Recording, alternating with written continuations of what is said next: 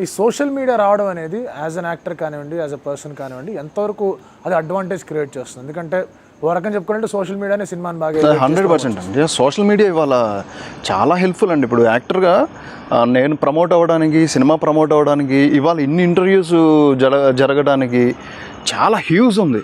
ఒక పోస్ట్ పెడితే అది హ్యూజ్గా స్ప్రెడ్ అవ్వడానికి, అంటే చాలామంది సినిమా చూడకుండా కూడా గుర్తుపట్టడానికి గల కారణాలు ఏంటంటే సోషల్ మీడియాలోంచి ఎక్కువ మంది, అంటే ఇంటర్వ్యూస్ అవ్వచ్చు, లేకపోతే ట్రైలర్స్ అవ్వచ్చు, థియేటర్ ట్రైలర్స్ కంటే ఇవే ఎక్కువ మంది చూస్తున్నారు. ఫస్ట్ ఆఫ్ ఆల్ థియేటర్లో నాకు ఎంత ప్లే చేశారో నాకు తెలియదు.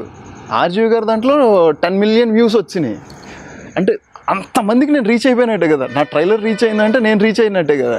అది అందుకని social media very super and fast and strong. So as an actor మీరు ఎట్లా లెవరేజ్ చేస్తున్నారు, ఎట్లా దాంట్లో ఉందాం అనుకుంటున్నారు సోషల్ మీడియాలో?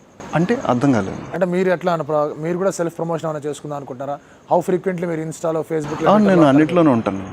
సినిమా రిలీజ్ ఉందనంటే దాని పోస్టులు ఏమైనా ఉంటే ఆర్జీవి గారు పోస్ట్ చేస్తుంటారు కదా, అవి షేర్ చేసుకొని పోస్ట్ చేయడం, లేకపోతే మాకు కొన్ని ఫొటోస్ అవి పంపిస్తారు, అవి పోస్ట్ చేయడం, లేదా సినిమాకి అలా చేస్తూనే ఉంటాం. లేదంటే ఇంకా ఏదైనా పర్సనల్ ఏమైనా ఉన్నా సరదాగా అలాంటివన్నీ పోస్ట్ చేయడం, అంతా బాగానే ఉంటుంది.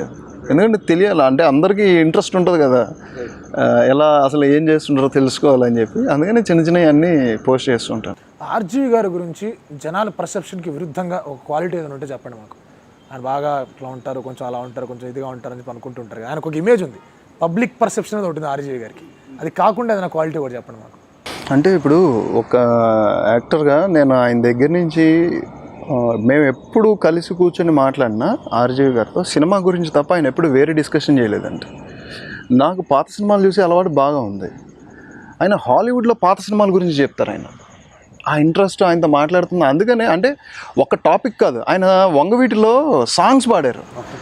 నేను ఆయన అడిగాను, సార్ మీరు సింగింగ్ ఎలా, ఎప్పుడు అసలు మీకు టైం ఎక్కడ సార్, సింగింగ్ ఎప్పుడు ప్రాక్టీస్ చేశారు సార్ అంటే, లేదు నేను సింగింగ్ ఎక్కడ ప్రాక్టీస్ చేయలేదన్నారు. సింగింగ్ ప్రాక్టీస్ చేయకుండా అసలు ఎక్స్ట్రాడినరీగా ఆయన చాలా బాగా పాడారు పాటలు.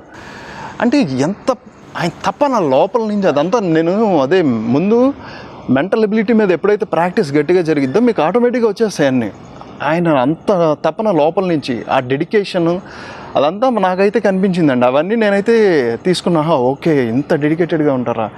ఆయన మార్నింగ్ 6కి లేచి ఈ సీన్లో ఈ చేంజెస్ అని ఇమీడియట్ పంపించేస్తారు. అలా దాని గురించి వర్క్ చేస్తూనే ఉంటారు. ఆయన పడుకునేది నాకు తెలిసి 3-4 అవర్స్ పడుకుంటారేమో మ్యాక్సిమం, అంతే. పడుకున్న గురించి సినిమా గురించి ఆలోచిస్తారేమో, అంత ఇన్వాల్వ్గా ఉంటారండి. నేను మహర్షి, రిషి అనుకోవచ్చు, యూనివర్సిటీ అనొచ్చు, ఇలా రకరకాలుగా ఒక పదంతో చెప్పలేము. ఆయన్ని యోగి అనొచ్చు.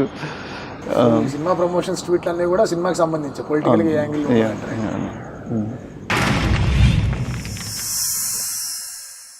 Like and subscribe Eagle Media Works.